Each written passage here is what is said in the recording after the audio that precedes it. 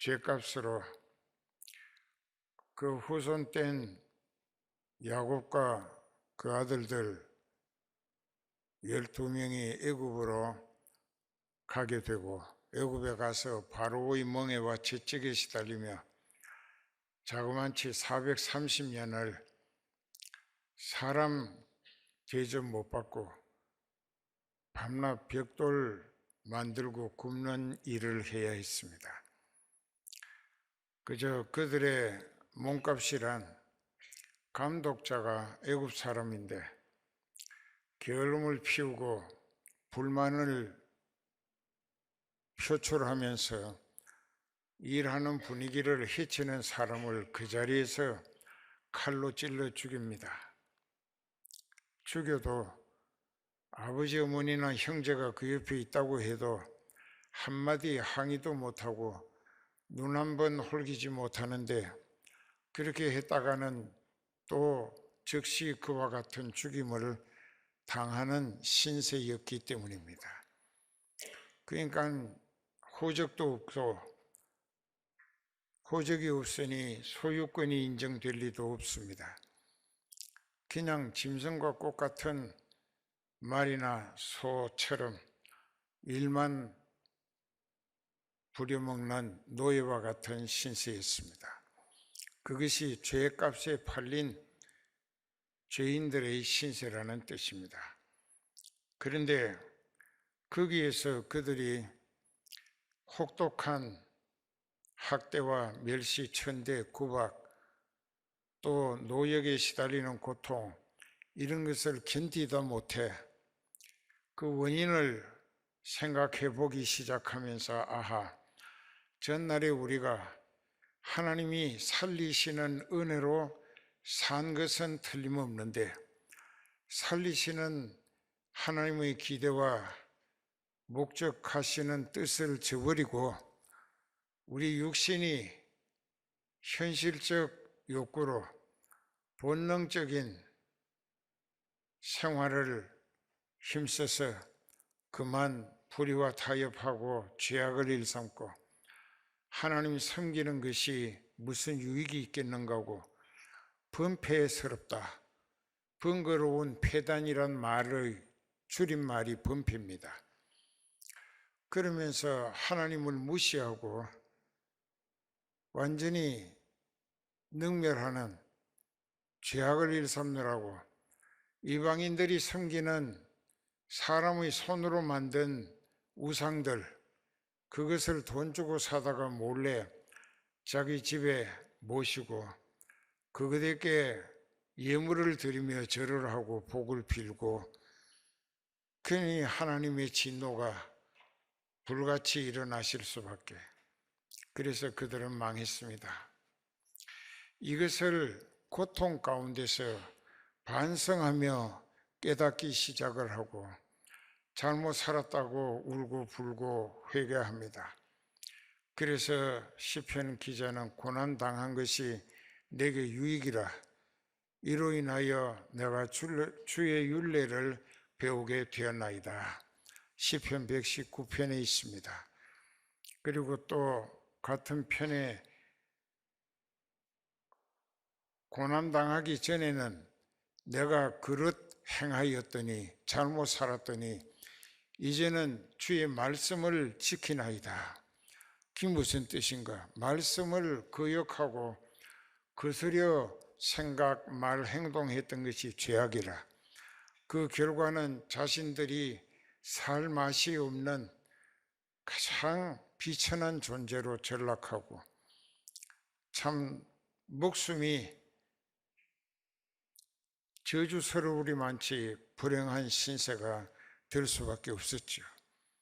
그러나 그 고통을 당하면서 원인을 찾고 깨닫다 보니까는, 아, 우리가 하나님 앞에 교만하고 방자하게 말씀을 거역했고 지존자의 뜻을 멸시했기 때문에 우리가 결국은 사망의 그늘에 앉게 되고 또 쇠사슬에 묶여서 끌려다니게 되고 또 원수를 위한 강제 노역자로 이 종살이를 할 수밖에 없었다. 그래서 그들이 하나님 앞에 회개를 시작합니다. 잘못 살아노라고. 우리가 지은 죄가 오늘의 신세를 비참하게 만드는 것은 우리가 서둘렀고 장만해서 재촉했기 때문에 당한 결과라. 그래서 예레미야 애가 3장 39절에 살아있는 사람은 자기의 죄로 고난을 받나니 어찌 원망하랴. 자기 죄값의 결과를 자기가 당하는 거예요. 아무도 원망할 데가 없어요. 그렇게 되기까지는 그 사람이 하나님의 말씀을 무시했고 거역했기 때문인데, 무시하고 거역하게 만드는 것이 사탄, 마귀가 역사하는 결과입니다. 그러니까 마귀에게 사로잡히고 이끌리며 마귀가 시키는 대로 지 잘난 멋으로 네가 최고다, 너 똑똑하고 너 잘났고, 이런 식으로 마귀는 자꾸만 이 거짓으로 사람을 부추겨 올려가지고 죄악을 일삼게 만듭니다. 이걸 잘 깨달아야 합니다. 그래서 줄이고 목말라 영혼까지 지쳐서 피곤하다. 그 말은 죄로 말미암아 하나님을 떠났기 때문에, 하나님은 생명의 본체가 되시고 생명의 근원이시며 생기를 공급하시는 분이십니다. 그런데 하나님을 떠났기 때문에 생기 공급이 중단되면 죽는 거예요. 그래서 하나님의 말씀이 자기 속에 심령으로 받아들여지고 믿어지고 그것이 너무나 절실히 깨달아지면서 그 말씀에 기준을 두고 내가 생각, 말, 행동이 말씀에 어긋난 것은 죄고 말씀에 일치하는 것이 의롭게 사는 것이다. 말씀은 예수님이라고 여러 번 들었죠. 그렇기 때문에 그들이 말씀을 거역하고 말씀 속에 담겨서 선포되는 하나님의 뜻, 지존자의 뜻을 멸시했다. 이게 멸시한 것은 무시한 것보다도 아예 깡그리 완전히 무시하고 능멸한 거예요. 그러니까 말씀을 거역했다고 하는 것은 예수님을 거부하고 배척한 것이 됩니다. 그러면 어떻게 되는가? 그러니까 여기 이제 한 번 더 보십시다.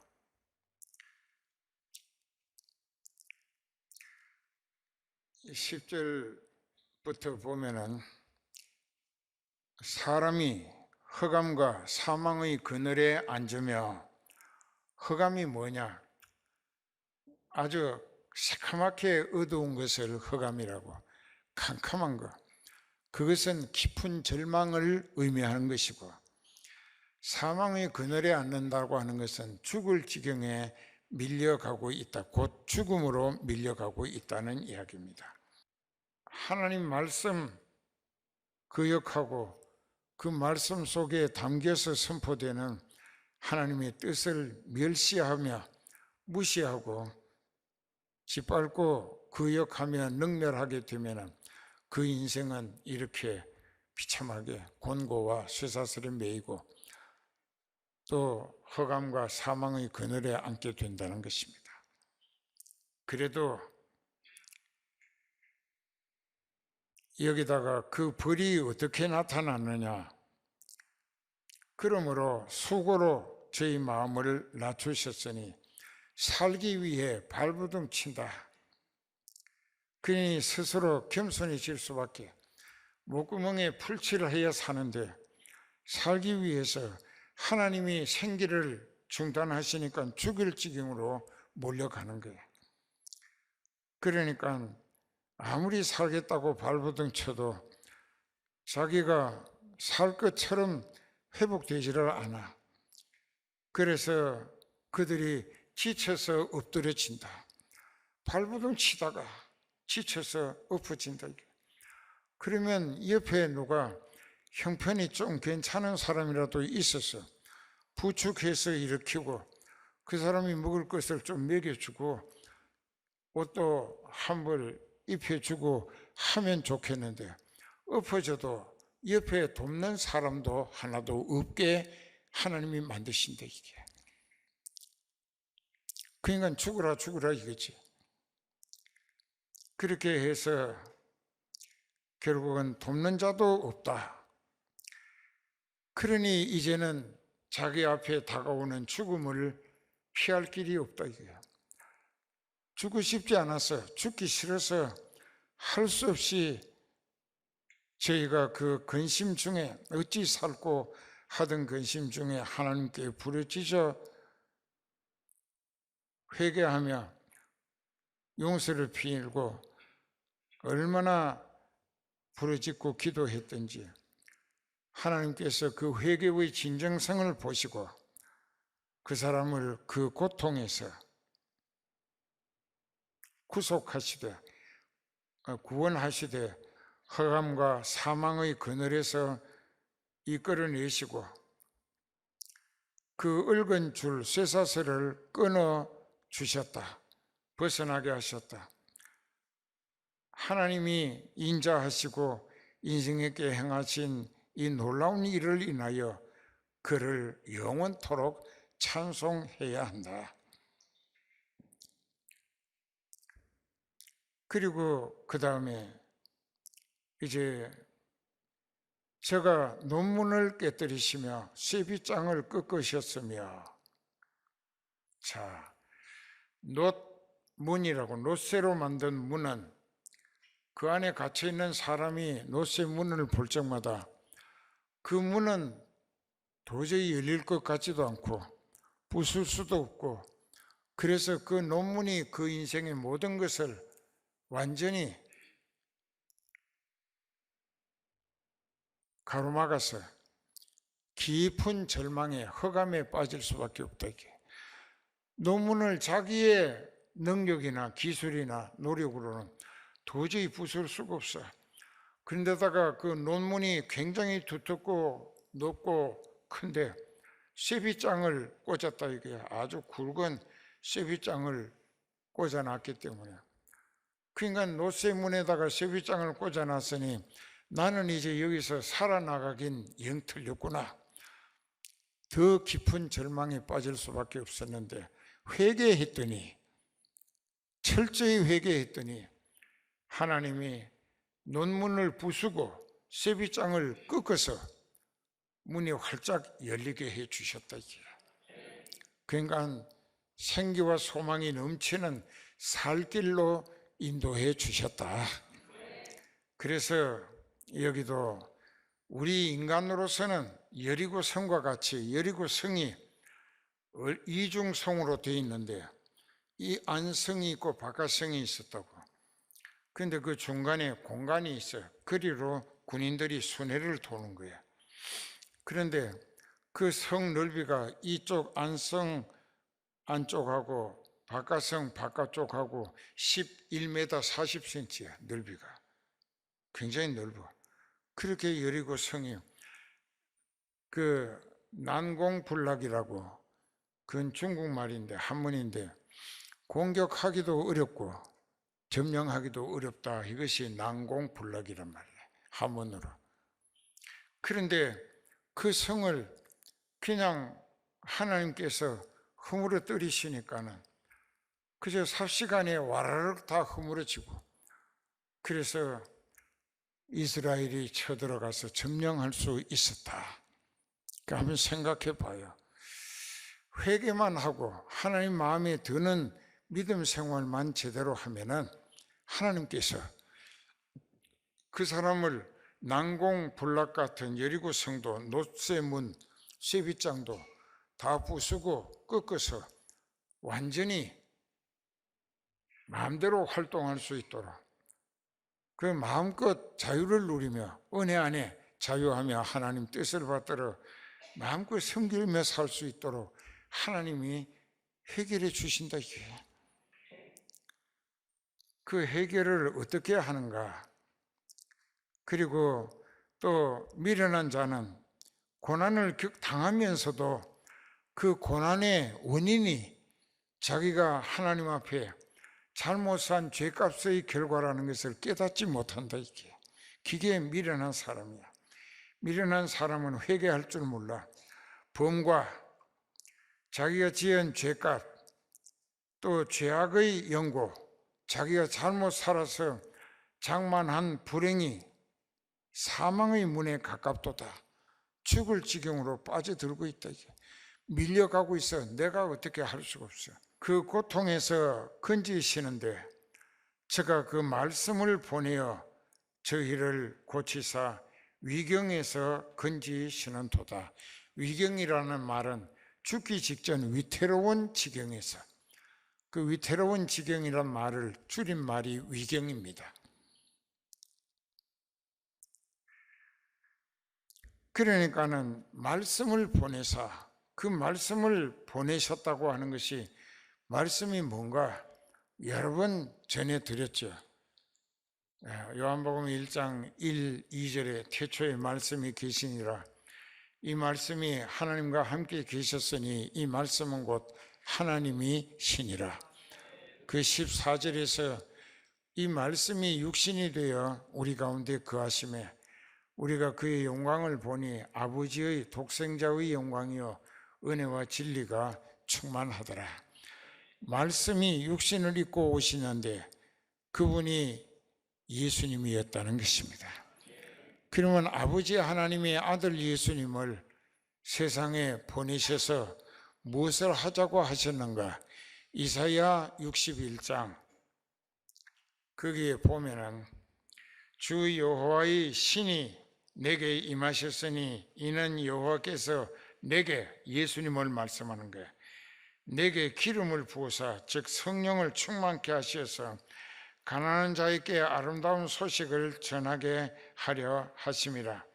나를 보내사 마음이 상한 자를 고치며 포로된 자에게 자유를, 갇힌 자에게 노임을 전파하며 여호와의 은혜의 해와 우리 하나님 신원의 날을 전파하여 모든 슬픈 자를 위로하되 무릇 시온에서 즉 교회 다니며 슬퍼하는 자에게 화관을 주어 그 죄를 대신하며 휘락의 기름으로 즉 성령으로 그 슬픔을 대신하며 찬송의 옷으로 그 근심을 대신하시고